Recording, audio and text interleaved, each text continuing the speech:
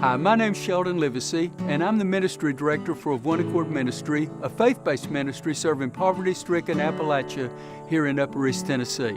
First, I want to thank you for taking your time to look through our website, and I hope while you're here that you'll learn a little bit more about some of the struggles of life here in Appalachia. But secondly, while you're here, I hope that you'll learn how gifts from people just like you are turned into food and other essentials that our volunteers use to make life easier for some of these families that live in constant struggle. We serve two poverty-stricken Appalachian counties, Hawkins and Hancock. I've always heard that Harlan County, Kentucky was the focal point of all poverty-stricken Appalachia. And yet Hancock County that we serve is lower income, higher poverty, and higher unemployment than Harlan County, Kentucky.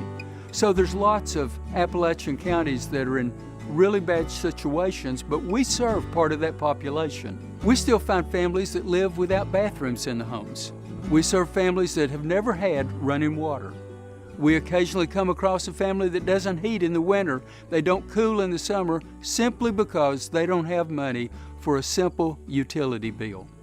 Hancock County, one of the two counties that we serve, is a small populated, rural, isolated county. It's surrounded by mountains all the way around. There's only jobs in the county for a third of the people.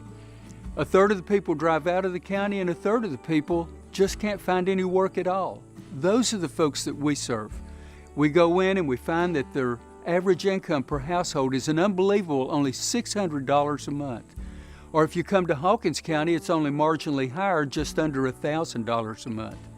But we find that these Appalachian people, they're proud, they're resourceful, they're extremely hardworking, but they're trapped on these very low incomes, and they try their very best to live within their means. But what happens on that kind of income when your roof starts leaking? You put a bucket under the leak and you let it leak. People come to us sometimes, say an elderly person, a doctor says they need a certain kind of medicine, and Medicare says, we're not going to pay for that anymore. Sometimes it's because 2 or 3 grandchildren are coming to live with the grandparents on the limited income they have. Or it might be an appliance breaks down or a car breaks down. So what happens? That pushes these people over the threshold into a crisis, and they have to seek out an organization like ours or a ministry that's able to help them and stabilize them. Of One Accord Ministry serves over 100,000 people a year.